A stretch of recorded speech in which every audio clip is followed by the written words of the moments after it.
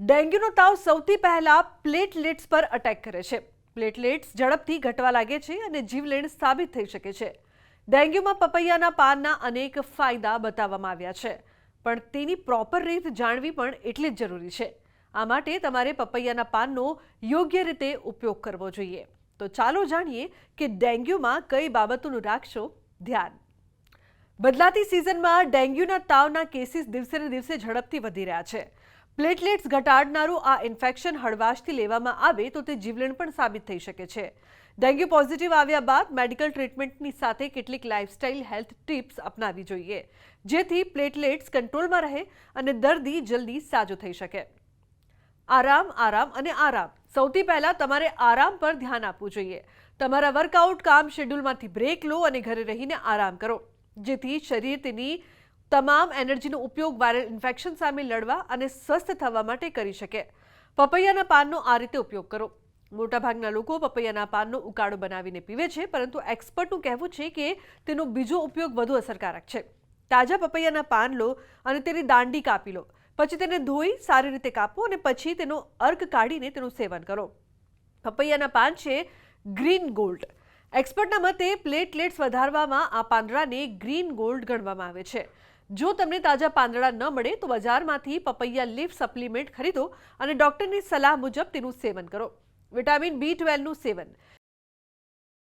શરીરમાં વિટામિન B12ની ઉણપને કારણે રિકવરી ધીમી થઈ જાય છે.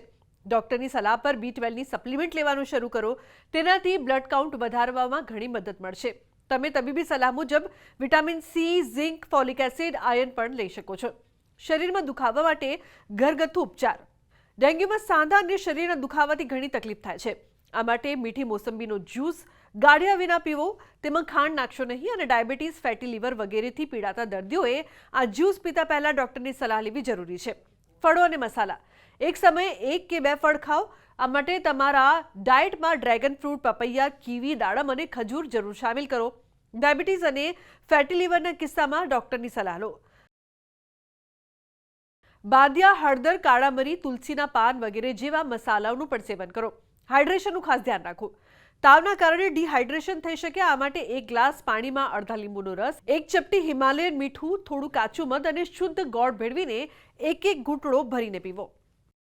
ડેન્ગ્યુ ફીવર તમારા બોડીના પ્લેટલેટ્સ પર ઇફેક્ટ કરે છે. પ્લેટલેટને તોડીને એની સંખ્યામાં ઘટાડો કરે છે. પ્લેટલેટ્સ એ લોહી ગંઠાવવા માટેનું એક ખૂબ જ જરૂરી તત્વ છે.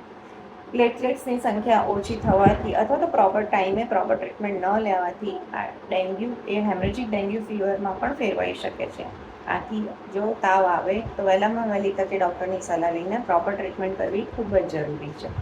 આ ઉપરાંત WBC જે તમારા શરીરના સૈનિક કહેવાય છે, કે જે ઇન્ફેક્શન સામે લડવામાં તમને મદદરૂપ થાય છે, એ પણ એની સંખ્યા પણ ઘટવાથી તમને શરીરમાં અશક્તિ, કળતર અથવા તો માથાનો દુખાવો જેવા સિમ્ટમ્સ પણ જોવા મળે છે.